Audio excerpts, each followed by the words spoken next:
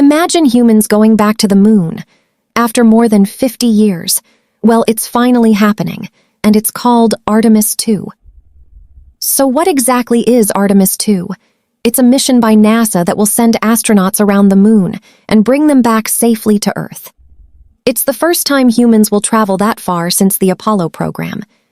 This mission will launch in 2026 and last about 10 days. 4 astronauts will travel deep into space, fly around the moon, and return home. They won't land. This is a test mission to prepare for future landings.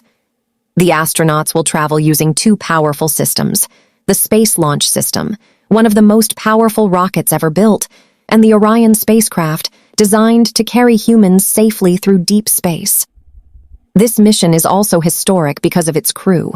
It includes the first woman, the first Black astronaut, and even a Canadian astronaut traveling into deep space. This is a huge step forward for diversity in space exploration. Artemis II is more than just a mission.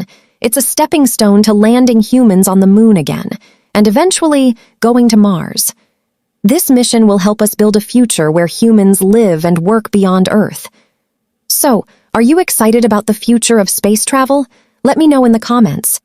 And don't forget to follow for more simple and exciting explanations like this.